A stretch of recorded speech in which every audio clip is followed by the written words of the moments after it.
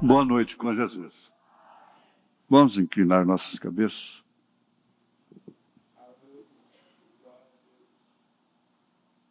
Senhor Jesus, nós procuramos levar essa porção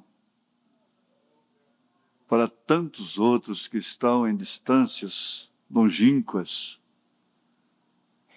Há muitos deles que, quando dizem, testificam que, quando conseguem ouvir pelo menos um pouquinho,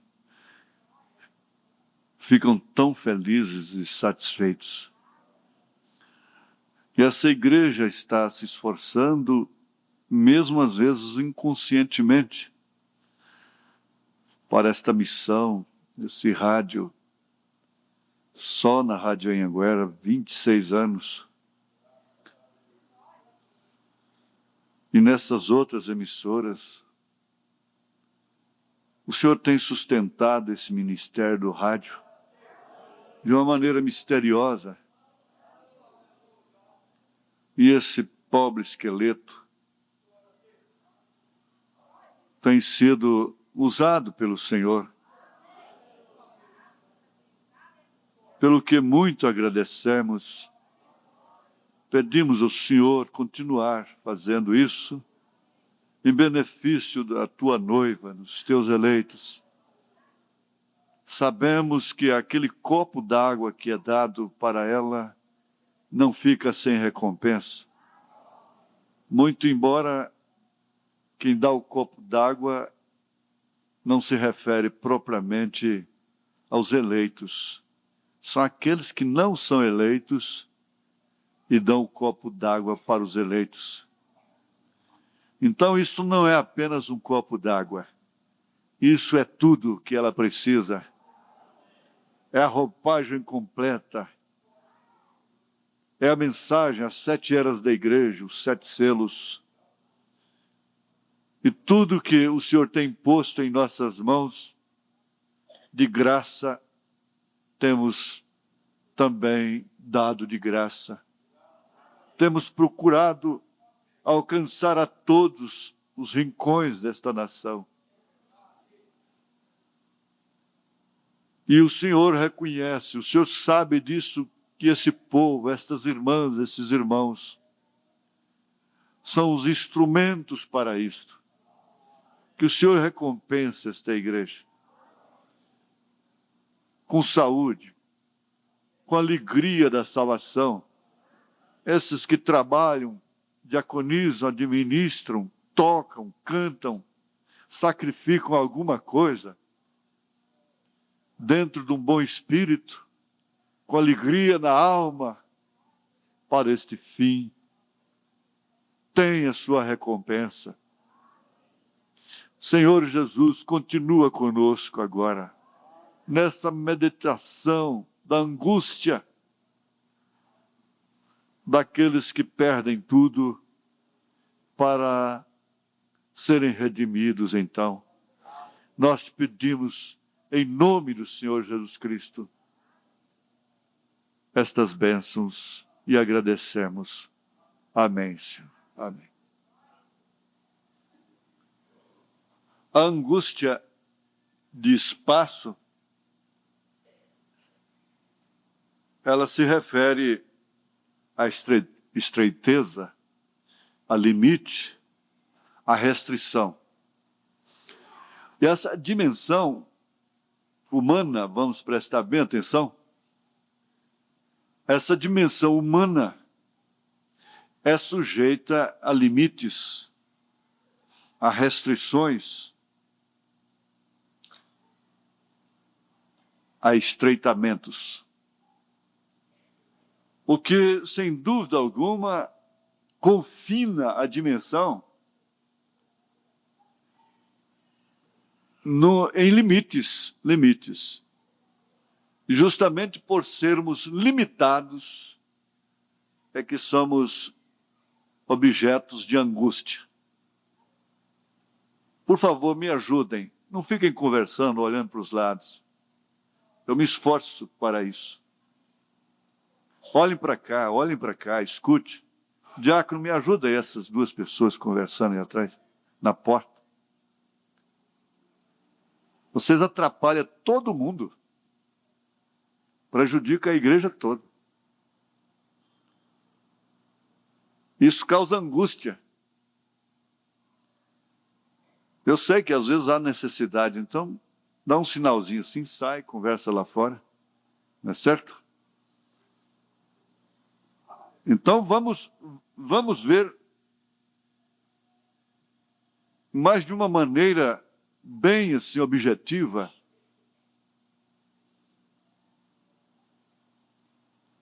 essa situação, essa condição, e encará-la de uma forma real. Porque nós muitas vezes não queremos encará-la. Hoje mesmo eu atendi uma pessoa que tem a fobia por lugar trancado. Outros têm a fobia por escuridão, não pode, tem que dormir com a luz acesa. Isso é uma coisa que age no psíquico, porque a pessoa, depois de estar dormindo, como é que ela sabe que a luz apagou, não é? E é só apagar, ela sabe. Muitas pessoas sofrem disso, e às vezes a coisa começou lá de pequeno, no berço.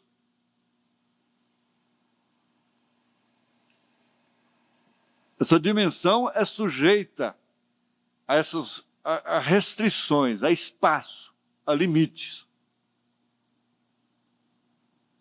E é de uma forma natural, o homem anseia nela por liberdade. O homem chega a invejar os pássaros, tem hora. Chega a invejar animais. Há muitas pessoas que, estando assim em lugares, em situações estreitas, difíceis na vida, desejam as asas da pomba, por exemplo. Ah, quem me dera ter asas de uma pomba e pudesse voar, voar, voar, sem que ninguém requeresse de mim responsabilidades, tais como filhos, família, e nome, e sociedade, e tantas outras coisas. Compromissos financeiros. E Davi se encontrou numa situação tão estreita, tão deprimida, que foi ele quem diz assim: quem me dera ter as asas de uma pomba. Naturalmente, ele meditava, ele via as pombas, né? Naquelas horas difíceis de seu exílio, ele via aquelas pombas passando. Uma pomba dessa, ela viaja até 60, 70 quilômetros por hora. Muito velozes, livres. E ele chegou a clamar assim. Então ele estava sofrendo um estreitamento, suspirando de alma. E isso quer dizer angústia, ansiedade, aflição, uma aflição intensa, oprimiu o seu coração a ponto de não resistir. E veio a falhar, parando totalmente de trabalhar. Isto quer dizer que morreu. A ânsia, a agonia, o sofrimento, o tormento, a tribulação. Mas é justamente na angústia que o homem mostra a sua capacidade de equilíbrio. Mostra que não tem uma anormalidade cerebral. Há pessoas que perdem totalmente o equilíbrio ao enfrentar determinadas situações. E fazem coisas que elas jamais fariam em seu estado normal. Elas matam, elas morrem, elas agem de uma maneira às vezes estúpida, maneira a qual ela reprova depois, condena veementemente, aumentando assim, então, a sua angústia, seu sofrimento. Billy Paul diz que dos maiores, o maior milagre que ele viu na vida de seu pai, que ressuscitava mortos, abria olhos de cegos, curava o câncer na hora, ele disse que o maior milagre que ele viu, o maior mistério foi como ele controlava as situações. O equilíbrio que ele tinha para se manter calmo e confiante em Deus. E sempre sair daquela situação deprimente, às vezes, de uma maneira vitoriosa. Na mensagem, então, Jesus chegou e chamou. Nós temos de repetir quadros como o de Jó. No parágrafo 92 ao 102, ele fala dessa situação de Jó. Havia um homem, certa vez, chamado Jó, um dos mais antigos profetas na Bíblia. Ele era um grande homem. Ele tinha amado o Senhor e feito tudo o que sabia como fazer. E Satanás desejava peneirá-lo. Assim ele um dia disse a Deus, sim, ou melhor, Deus disse a ele, por onde tens andado, Satanás? Ele disse, rodeando a terra e passeando por ela. E parece que Deus buscou uma ocasião contra Jó. Ele disse, observaste ao meu servo Jó? Não há ninguém na terra semelhante a ele. Ele é um homem perfeito. Agora, essa era a ficha de Jó lá nos céus. Homem perfeito. Para mim, Deus já estava julgando Jó pelo seu último estado. Disse ele, certo. Tu lhe dás tudo. Ele tem tudo. Fazes tudo por ele. Não deixa lhe faltar nada. Ele tem abundância de tudo. Certamente ele é um grande homem, é claro. Mas deixa-me tê-lo uma vez e eu mudarei o tom. Eu vou mudar aquela coisa. Você sabe que quando a vida está tranquila, muitas vezes nós passamos a abusar. Criarmos atmosferas pesadas com o marido, com a esposa, com os pais, com a empresa onde trabalhamos. Começamos a pôr a coisa assim, um tanto relaxada, não é? Mas eu farei com que ele blasfeme de ti na tua face. Satanás desafiando a Deus. Então ele disse, tu não podes fazê-lo. Agora, aí está a confiança que Deus tem no crente. Aí está a confiança que Deus tinha em Jó. Aí está a confiança que Deus tem no crente. Gente, Deus não seria Deus se Ele não tivesse trazido filhos nos quais Ele pudesse confiar. Porque, afinal de contas, Quem não pode confiar é frustrado, é derrotado. Esse homem que não tem confiança na sua mulher é um frustrado. Por quê? Ele desqualifica a si próprio. Ele desqualifica a sua escolha. Ele desqualifica o seu caráter. O seu próprio caráter.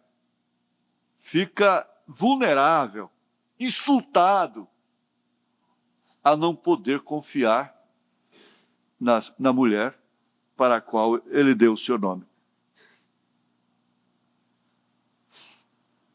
Agora, isso é recíproco. Uma mulher que não pode confiar no marido é uma infeliz. Não pode confiar porque ele é um desequilibrado. Não pode confiar porque ele é insensato. Não pode confiar porque ele é falso.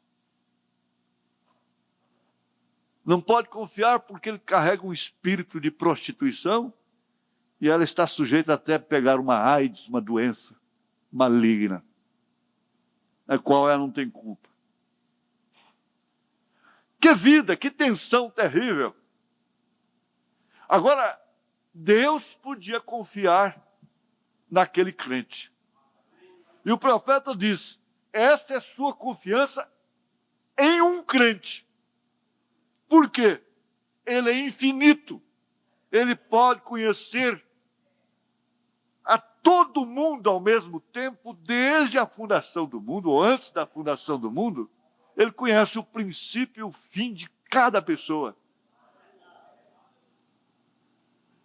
Houve um homem que durou 969 anos. 969 anos. Quem dura hoje 69 já fez uma vantagem tremenda. Agora, ele durou 969. Eu estava pensando hoje, meditando hoje sobre isso. Mas já morreu, não tem jeito. Mesmo durando 969 anos, já morreu. Não tem jeito. É tempo. De todos os modos, é tempo. E que camaradinha que deve ter. Você já pensou se ele fosse um homem rabugento para sua mulher? Daqueles que a mulher mal pode suportar. Criador de caso. Não agradece a mulher que tem. Que sofre para ajudar, para... Você já pensou tolerar um homem desse, 969 anos? Misericórdia. Se durar, tolerar 40, 50 anos, já é um heroísmo?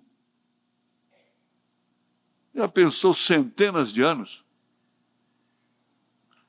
Mas Deus é infinito. Ele é eterno. Ele conhece o fim desde o princípio. Ele sabe que Satanás não podia fazê-lo, pois ele é a palavra. Ele sabia o que Jó faria. Ele tinha que deixar esse livro na Bíblia. E ele tomou personagens para sofrerem angústias insuportáveis, para deixarem páginas neste livro.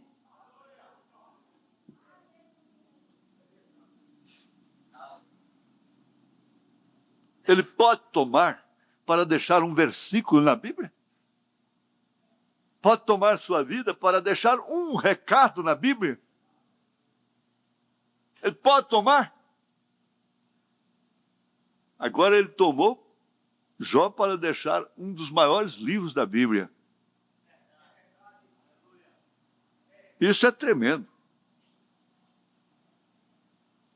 Agora, lembre-se, Jó, ele o rebentou em chagas, matou seus filhos, Satanás. Né? Tomou tudo que ele tinha, perdeu tudo que tinha, acabou tudo que tinha, tudo que lhe causava gozo, paz, tudo que simbolizava a recompensa de ser justo, de ser fiel a Deus, acabou. Sua saúde se fora. Mesmo seus consoladores vieram e não puderam fazer nada a não ser acusá-lo de ser um pecador secreto. Foi o máximo que eles puderam fazer, seus amigos. E o velho Jó chegou a um tal ponto que ficou tão angustiado, estreitado, na ânsia intensa, na agonia intensa, no sofrimento, no tormento, na tribulação, mostrando sempre o seu equilíbrio. Há pessoas que, quando se desmontam financeiramente, há quantos que já fizeram, eu lembro de um golpe que os agricultores sofreram com a seca, e eles fizeram financiamentos, altos financiamentos para plantio, e alguns deles suicidaram. Agora, mais de 20 com esse plano real, só numa cidade da Bahia, tiraram suas próprias vidas, porque iam tão bem, mas eram tão bem supérfluo, que quando veio o real, mostraram que não ia bem, que a coisa era supérflua. Lincoln disse: você não pode basear uma prosperidade em dinheiro emprestado. Então, quando vem um golpe desse, é que vai mostrar quem estava realmente concreto. E a primeira coisa que o desequilíbrio mostra é suicídio, que é o ato de covardia, da autocovardia para com sua própria alma. Mas Jó, estando numa angústia intensa, ele não perdeu o equilíbrio e sua confiança em Deus. Você tem que ficar angustiado. Mas que sentença, hein? Que sentença terrível. Meu Deus, até quando vai ser isso? A vida tem um bom pedaço do qual você tem saudade. Depois você entra num outro pedaço que, meu Jesus, o que é isto? Por que isto? E para que isto? Para se salvar precisa disto? A salvação não é de graça. Ela é de graça, mas tem preço. E não pense a pessoa que ela vai ter boa vida para ir para o inferno. Ir para o inferno é custoso. Sofre mais do que para ir para o céu. A pessoa que não está viajando para o céu sofre muito mais do que a que está sofrendo para ir para o céu. Ir para o inferno é custoso. É difícil. Só por causa do engano é que a maioria prefere o inferno. Mas você tem que ficar angustiado primeiro. Você tem que chegar a um tempo em que estamos no fim do caminho. Você tem que chegar à última página do livro. Você tem que chegar à conclusão que você não é um grande comerciante, um expert no assunto. Você não é um sabe-tudo. Você vai chegar a essa conclusão, que você não é o líder infalível. Você próprio chegará a essa conclusão, que você não é o grande caçador. Jó chegou ao fim do caminho, quando ele disse: maldito seja o dia em que nasci, que o sol nem mesmo brilhe, e a lua não ilumine a noite. Jeremias falou a mesma coisa. E chegou a amaldiçoar o homem que deu a notícia do seu nascimento. Jeremias. De tanta angústia. que o nome nunca possa ser evocado. E naquela angústia, então, Jesus apareceu. Ele olhou e disse: eu vejo um homem. Uma flor morre e é revivificada na primavera. Se uma árvore é derrubada, ela brotará o cheiro das águas. Ele viu toda a vida botânica revivificada, porém disse: um homem se deita e rende o seu espírito. Então onde está? Vocês sabem que ele era um homem velho. Ele disse: seus filhos vieram pranteá-lo sem que ele o percebesse. Oxalá me escondesse na sepultura e me ocultasses até que a tua ira se desviasse de mim. Pusesses um limite, estabelecesses um limite.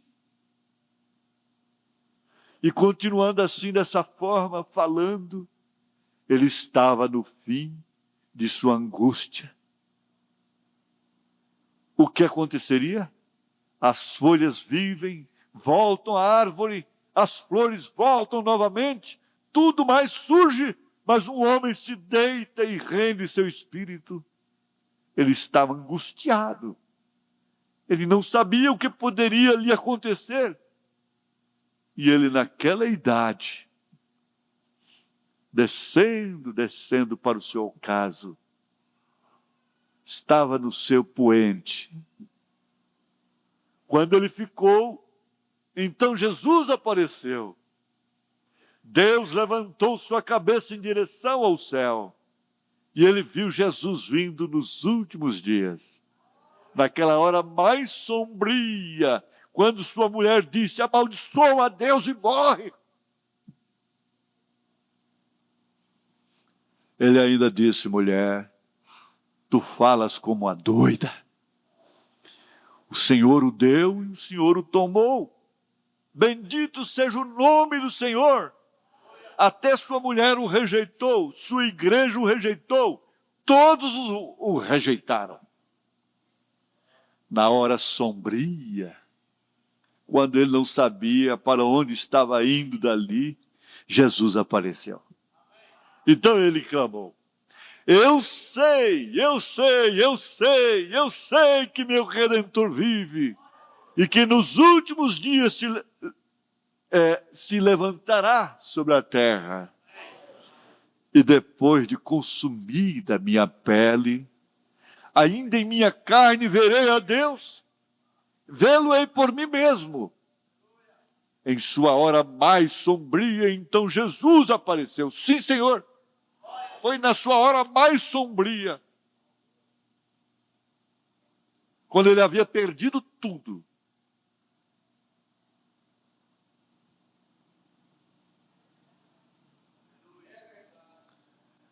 Aqui no parágrafo 115, nós estamos com a mensagem: então Jesus chegou e chamou. O profeta diz: vocês sabem, quando o homem chega a essa condição, muitas vezes Deus o leva a uma prova final. É em angústia que realmente mostramos nossas cores, o que realmente somos. Aqui no parágrafo 59, para os que gostam de fazer concordância, eu anoto. Junto com 115 eu ponho 59. 59 já sei que é o parágrafo da mesma mensagem. Aqui no 59 eu coloco 115. Agora Marta deve ter conhecido isso, ou reconhecido isso. Embora ela estivesse ocupada cuidando da casa, lavando louça e assim por diante, mas ali ela mostrou suas cores, ela mostrou o que realmente estava nela. Ela foi encontrá-lo imediatamente numa hora de angústia, de aflição. Parece que ela havia perdido totalmente toda a sua causa. Se Deus estava em Elias, Deus tinha de estar em Cristo, porque ele havia provado que ele era aquela pessoa. E foi justamente o que ele fez naquele momento. Voltando ali para o parágrafo 115, repetindo, ele diz: vocês sabem, quando um homem chega a essa condição, muitas vezes Deus o leva a uma prova final. É em angústia que realmente mostramos nossas cores, o que realmente somos. Se temos ou não equilíbrio.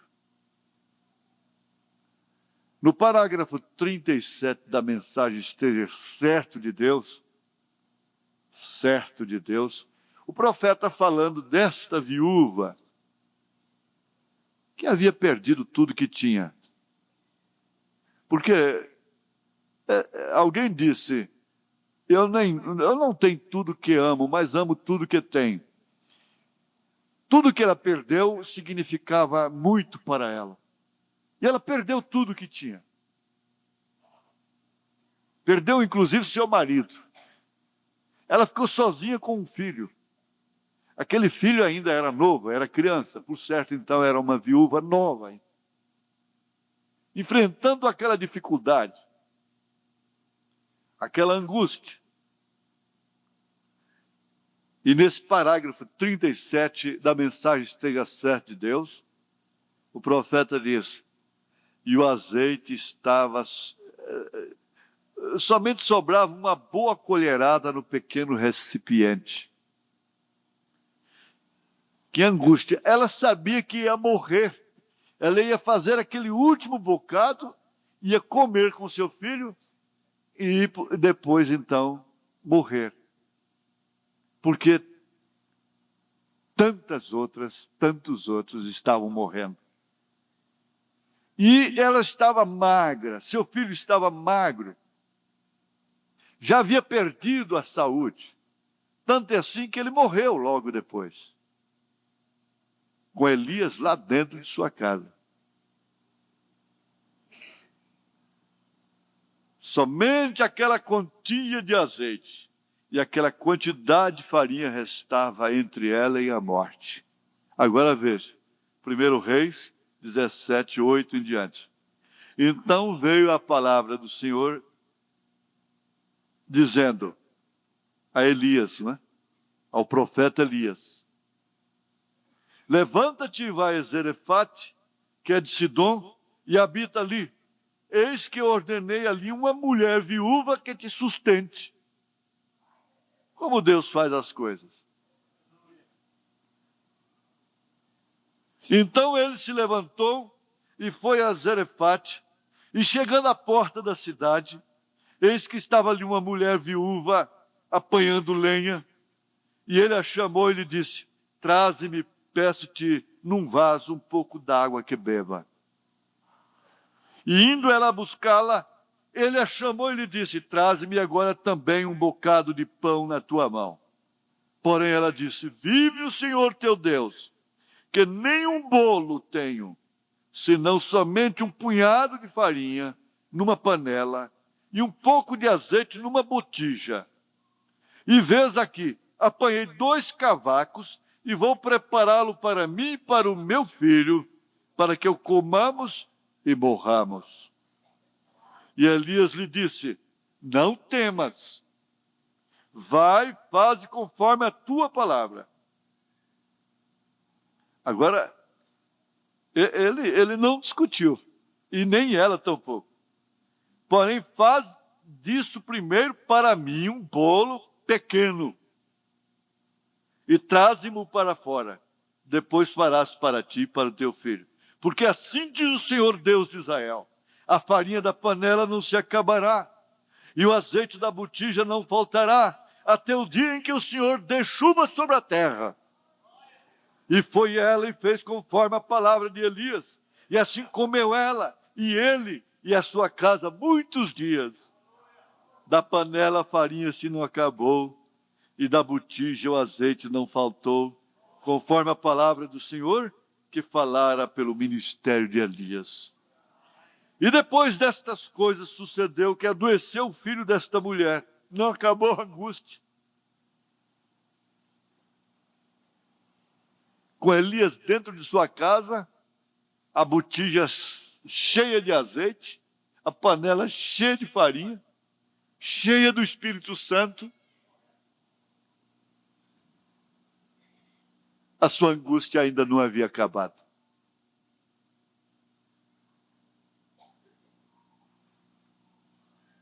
E depois destas coisas sucedeu que adoeceu o filho desta mulher, da dona da casa, e a sua doença se agravou muito até que nele nenhum fôlego ficou. Morreu. Então ela disse a Elias: que tenho eu contigo, homem de Deus? Ela sabia que ele era homem de Deus. Você me deu um alívio e depois me traz um tormento desse. Vieste tu a mim para trazeres à memória a minha iniquidade e matares a meu filho? E ele lhe disse: para mim isso está sendo muito importante. Deve estar sendo importante para você também. E ele lhe disse: dá-me o teu filho. E ele o tomou do seu regaço e o levou para cima ao quarto onde ele mesmo habitava e o deitou em sua cama. E clamou o Senhor e disse: ó Senhor meu Deus, também até esta viúva com quem eu moro afligiste matando-lhe seu filho? Então se mediu sobre o menino 3 vezes e clamou o Senhor e disse: ó Senhor meu Deus, rogo-te que torne a alma deste menino a entrar nele. E o Senhor ouviu a voz de Elias, e a alma do menino tornou a entrar nele e reviveu. E Elias tomou o menino e o trouxe do quarto da casa e o deu à sua mãe.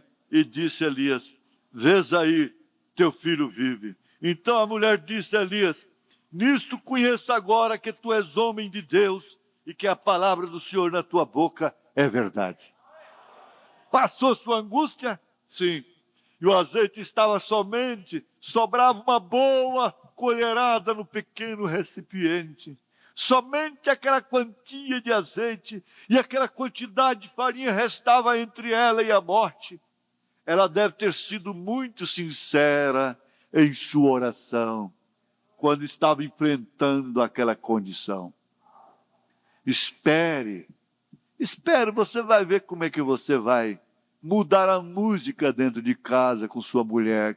Você vai acabar essa valentia, essa ignorância toda, essa estupidez, esse machismo, essa brutalidade. Espere, você vai acabar com você não vai ser mais essa mulherzinha nervosa, exigente, histérica. Qualquer coisa está dando um ataque histérico. Pode deixar, isso vai acabar. Espere que isto suceda em sua casa e verá quanto mais sinceras suas orações serão do que elas são nesta hora, nesse momento, nesta manhã. Ele estava pregando de manhã.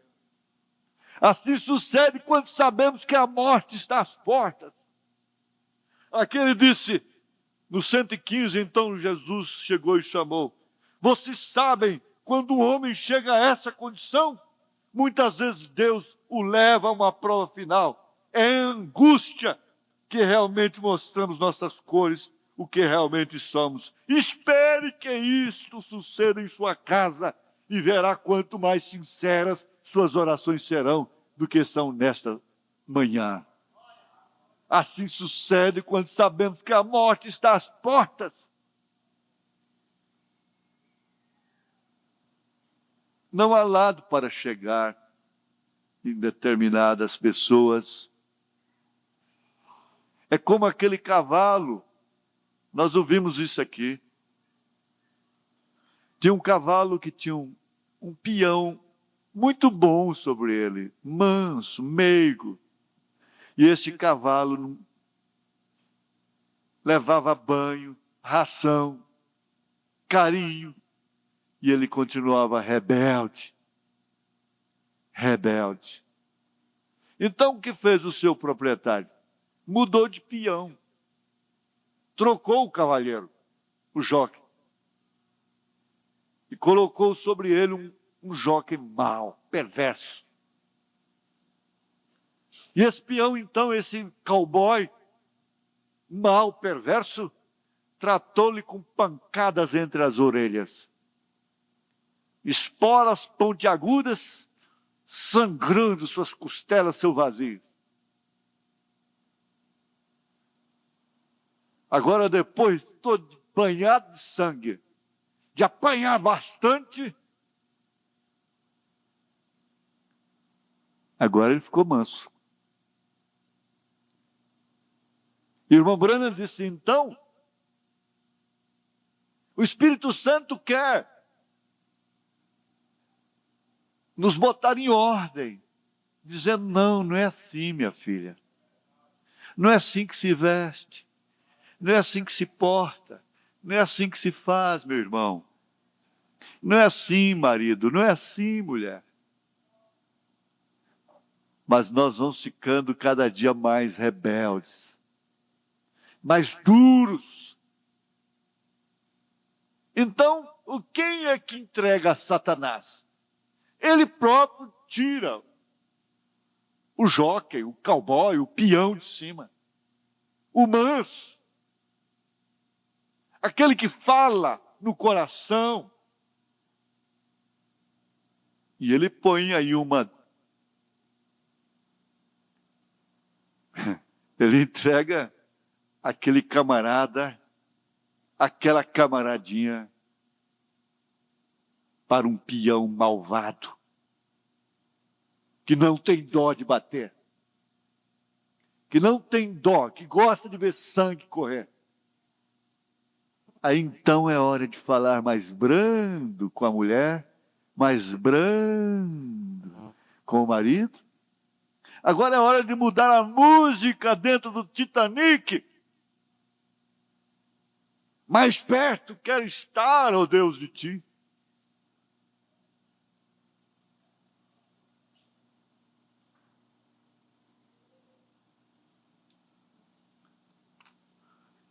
Eu quero ver ainda o parágrafo 132 dessa mesma mensagem. Então chegou Jesus e chamou. Este velho homem cego pensou, eu perdi. Ele apareceu lá embaixo e eu pensei que ele viesse aqui. Eu fui colocado no lugar errado. Eu precisava de encontrar esse Messias, esse Jesus. E me puseram no lugar errado. E ele começou a gritar de uma forma desesperada, em angústia.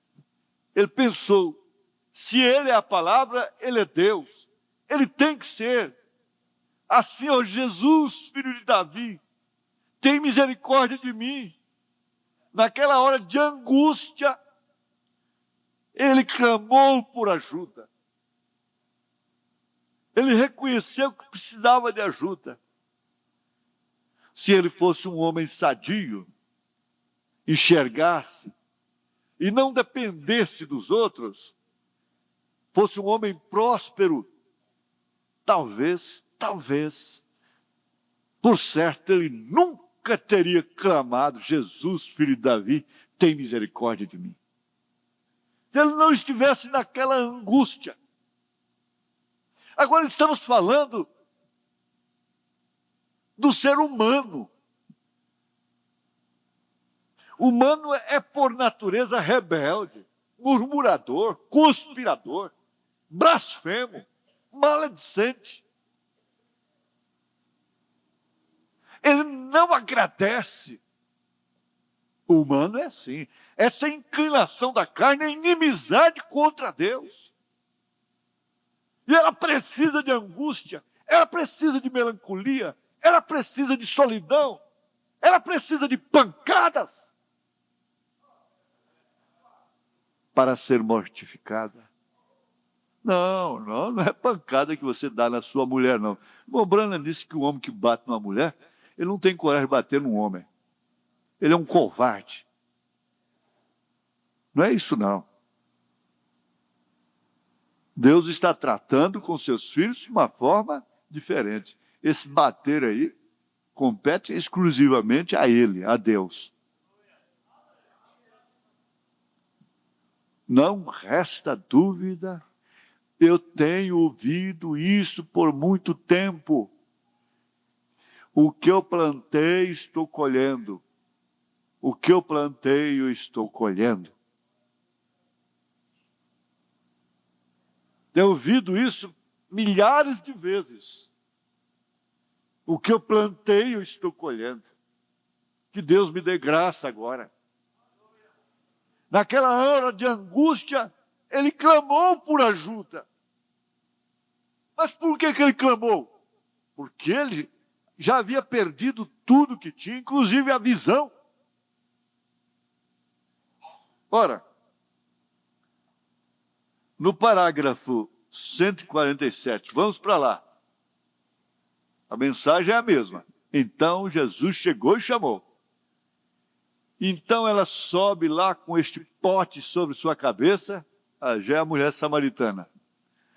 Não há dúvida de que ela prosseguia pensando, agora o homem com quem casei, consegui a última noite, eu estou duvidando dele. Ele é um homem, ele age tão estranho. Eu nada sei a seu respeito. Eu não tive uma chance. Eu estou banida da sociedade. Eu não posso confiar em nenhum deles. Afinal de contas, nenhum deles tem um compromisso público comigo. E não posso ir a estas igrejas. Eles não olhem para eles. Eu não sei o que fazer. Eu estou na angústia.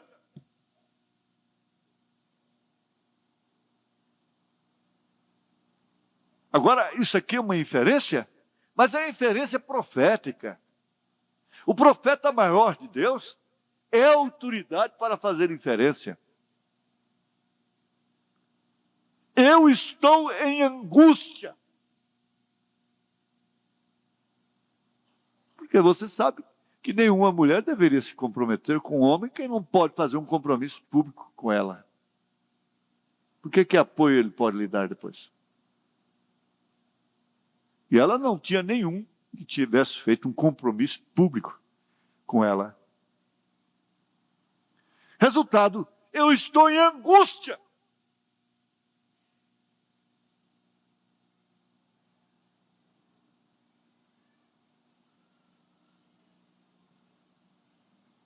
Eu estou em angústia. E eu tenho estado lendo a Bíblia.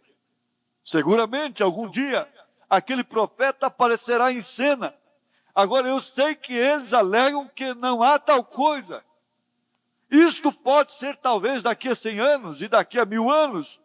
E eu vou morrer na minha angústia. Nós temos esperado por isso há milhares de anos e nunca aconteceu ainda. Assim não estamos esperando por isso agora. Tudo é assim. Oh, não. Nós temos igrejas e coisas.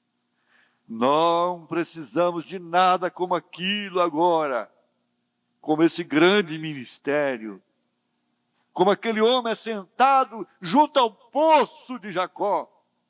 Assim então ela prosseguia lá pensando. Você sabe quando você pensa sobre ele, é quando ele aparece a você. Se você está pensando num desastre, então o desastre está te rodeando.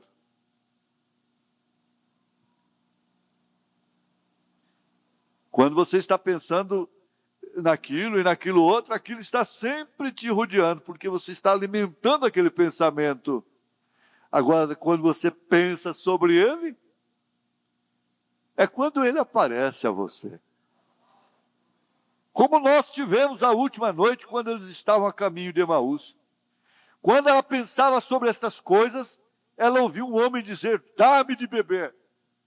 Ela estava cansada.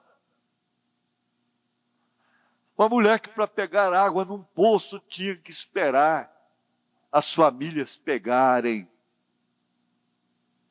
Hoje, elas são professoras nos grupos escolares, nos colégios, nas faculdades. As mulheres de 3, 4 homens, 5, 10, 20, 30, 50, 100 homens, 200 homens na vida. Como uma delas disse, eu não vou ter a estupidez de pertencer só a um homem à minha vida. Mas lá naquele tempo, até para apanhar água, tinha que esperar a vez dos outros, das famílias. Depois é que ia. E ela tinha que ir com o cabelo trançado e cheio de flores. Qualquer moça de longe sabia, ali vai uma prostituta. Agora, como é que se sabe? De cabelos cortados, elas estão com sinais todos. De mini saia, de short, calça esporte, de tudo. Foi com quem você se casou. O sinal está mais evidente do que naquela época. Porque elas vão ser julgadas como tal. Eu estava pensando aqui uma coisa. O irmão Brana estava dizendo nessa fita, a irmã Meda disse, nós não vimos nenhuma mulher vestida com uma saia nesse dia, eles andando por lá. Nós não vimos nenhuma mulher vestida com uma saia. Agora, isso há 40 anos atrás. Você vê como o irmão Brana encarou a situação. E eu até anotei aqui, se ele vivesse, fosse vivo hoje, ele ainda pensaria do mesmo modo. Mas nós acostumamos com isso dentro de casa. Nós acostumamos. Não é mais susto para ninguém. Não causa assombro mais para ninguém. Nós acostumamos com isso dentro de casa. A princípio, causava alarme. Até a Câmara dos Deputados, o Congresso, reagiu. Não podia entrar lá funcionárias. A Igreja Católica botou placa na porta, não entra aqui de calça esporte. Depois de mini saia. Eu vi lá na Praça da Sé, em São Paulo, essa placa escrita, proibindo. Onde é que foi parar a coisa? É normal se ver tudo de uma filha. É normal se ver tudo de uma mãe. O filho vê tudo que uma mãe tem. É normal. Ficou natural. Não causa angústia mais no coração.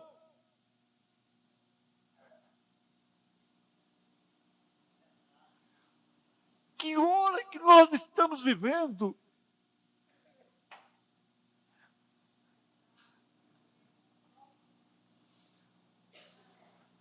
E como retornar a essa sensibilidade? Como voltar? Nós caímos no segundo estágio. É o estágio da lepra. É o estágio da viuvez de Ruth. É o estado da seca de Abraão. É normal aceitar um filho.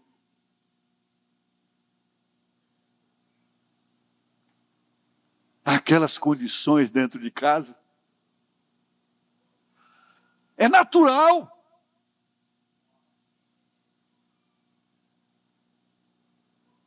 Agora, Deus não se acostumou com isso. Deus não se dobrou. Isso é a morte dentro de casa. Isso deveria ter causado angústia. E se alguém se angustia, causa um peso terrível. Se alguém se angustia, causa briga, contenda.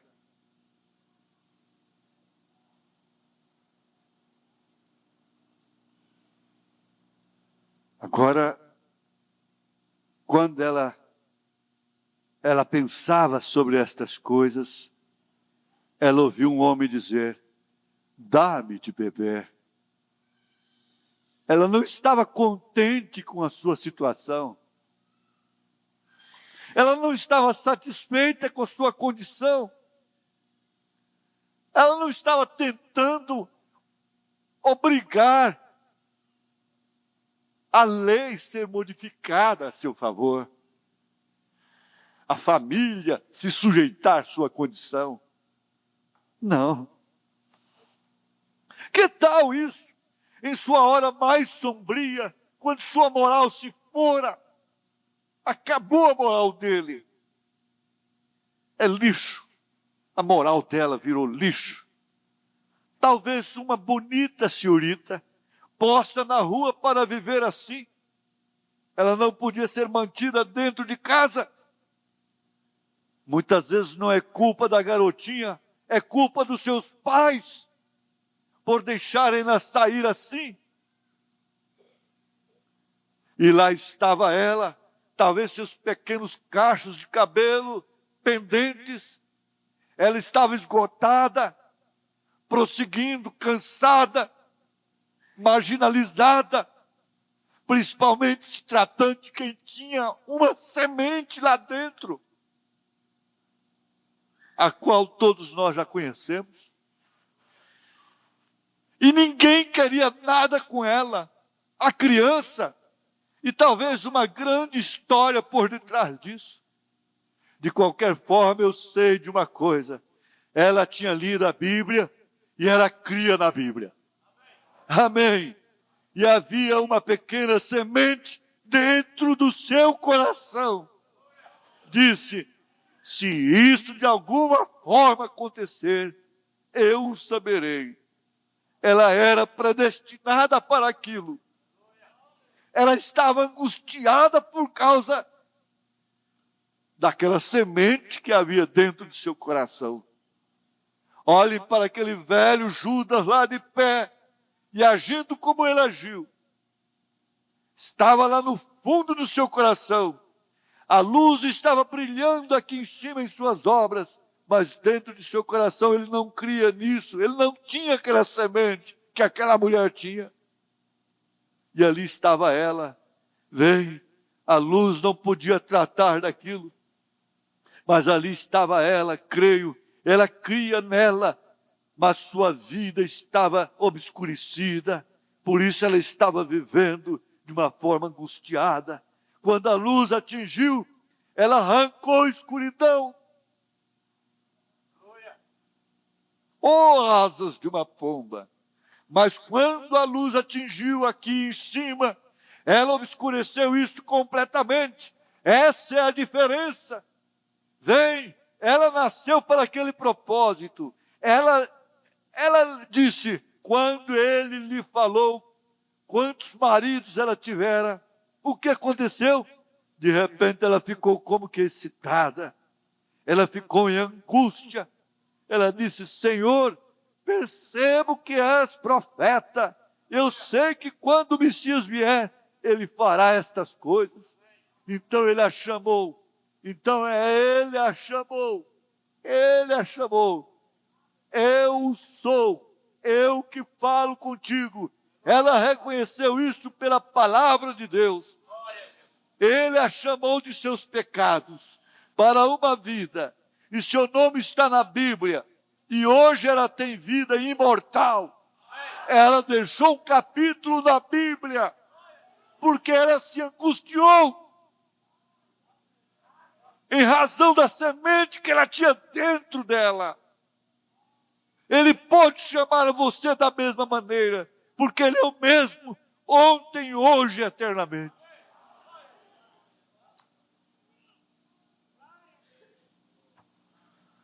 Meu Deus, meu Pai, muitas vezes eu tenho que dizer para muitas irmãs e irmãos, a minha maior arma está na plataforma, no púlpito, na pregação, a seu favor.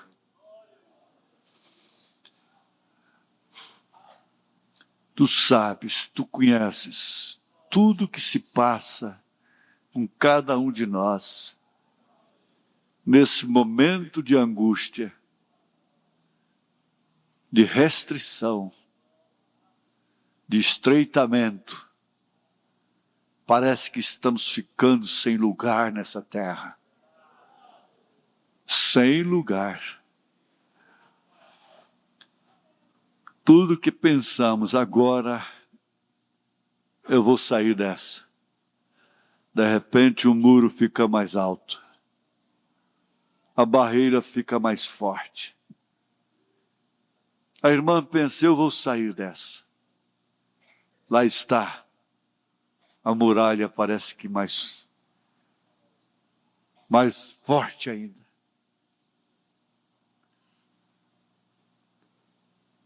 Chegaram a dizer para o irmão Green, vocês estão dentro de um caixote. Ele disse sim. Vamos ter uma saída para cima. A saída é por cima. Para os lados não temos jeito. Espíritos opressores oprimem, sobrecarregam os teus filhos. Causam chagas. Mas, Senhor, se não é este povo que será redimido, que será arrebatado, qual será então? Qual será o povo que será arrebatado? Aleluia. Qual será então? Nós queremos ir para lá. Para onde iremos nós? Agora, Senhor, Senhor, Senhor, Verbo de Deus, esclarece melhor, confirma, Senhor, sobre cada vida, sobre cada alma, sobre cada pessoa que foi chamada, predestinada, que está angustiada por não poder, Senhor, ter a liberdade. Ó Jesus, tu podes agora abrir as portas, conceder o perdão, iluminar as mentes, abrir os corações, encandecer as almas com teu Espírito, Senhor, com a vida vivificada do teu Santo Espírito, cobrindo, ó Pai, como a sombra do Todo-Onipotente, cobre os cansados do deserto, coluna de fogo, que ilumina de noite e faz sombra de dia, na hora causticante, crucial desta vida. Reforça, Senhor, o ânimo, encoraja, Senhor, a fé. Aleluia, Senhor. Derrama a força do teu Espírito, aquela força que robusteceu a Sansão novamente, somente uma vez mais, Senhor. E acaba com esses filisteus, acaba com esses sentidos, e dá-nos a fé perfeita, enche-nos da graça, Senhor, do poder, da saúde dos céus, do batismo. Aleluia, Senhor. Oh, glória, aleluia. Aleluia, Senhor. Põe tua mão sobre cada irmão, sobre cada irmã, sobre todos que estão aqui, Senhor.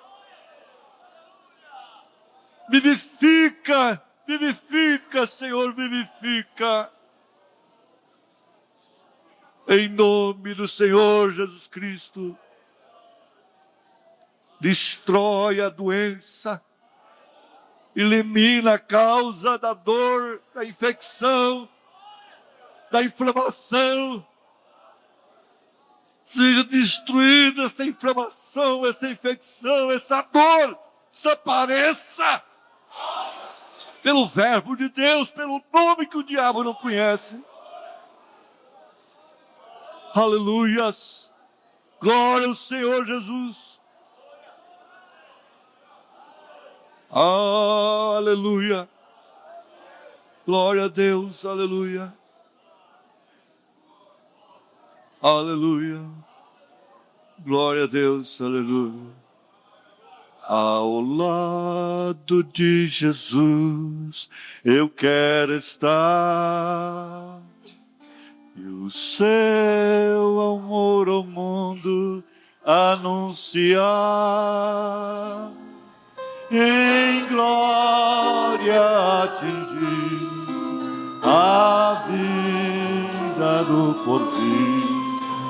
Ao lado de Jesus eu quero estar. Coroa muito brilhante eu hei de ter, e a glória da cidade eu hei de ver. Ela hei de cantar o hino triunfar.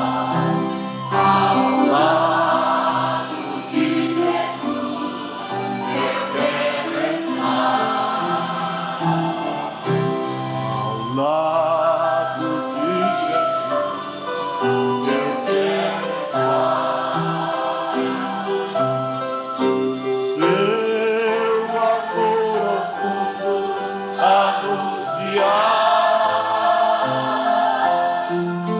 e em graça atingir a glória do porvir. Ao lado de Jesus eu quero estar. Coroa muito brilhante eu hei de ter,